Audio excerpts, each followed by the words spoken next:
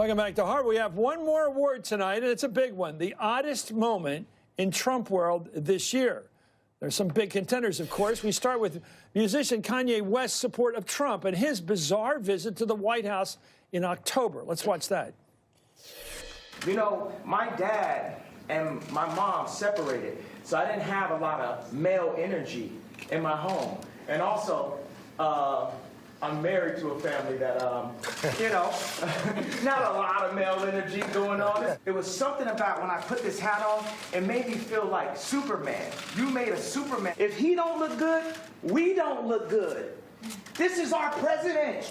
He has to be the freshest, the flyest planes, the best factories, and we have to make our core be empowered. The flyest. And next there was that time Trump tried to talk to the Mexican president on the phone in front of cameras, but repeatedly couldn't get the phone to work. Let's watch that one. And I believe the president is on the phone. Enrique?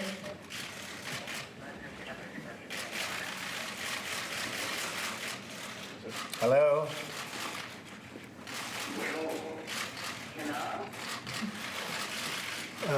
Do you want to put that on this phone, please? Hello?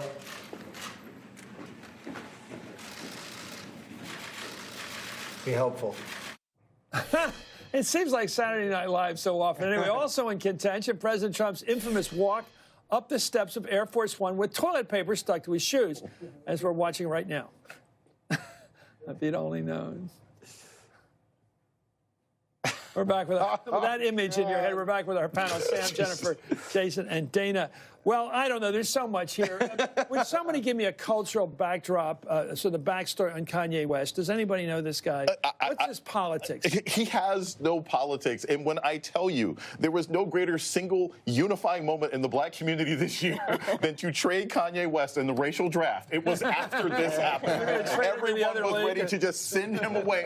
He was disinvited from all cookouts forevermore. Well, what do you think it was? What people lose their heads when they go in the Oval Office? I've heard. Oh, no, he's just an absolute narcissist. What about Jim Brown being along with him? Oh, he was done Everybody years looks ago. up to Jim. Yeah, he was done years ago. We remember his great movies that he did in the 70s. But no, Kanye's bizarre No, I remember rants. him playing for Syracuse and other things, you know, like the Browns, you know. That was years ago. And plus, given the feelings that people have about the NFL today, Jim Brown isn't necessarily even the best representative either. But Wes, it was bizarre. It was insane. And this was one of the few things I can say in the news that my mother called and was like, who's this Kanye West person? Why is he acting so strange? Like, it hit all cultural levels. There is no greater Trumpian moment in 2018. It was bizarre, and I don't know what else these other ones. The phone thing was a joke. It was like an old Bob Newhart record. You know, he's talking to nobody. But, you know, Enrique, like he calls him by his first name. We're all calm here. You know, this is such a hard category because there's so many. Who could forget the paper towels in the middle of the hurricane? Who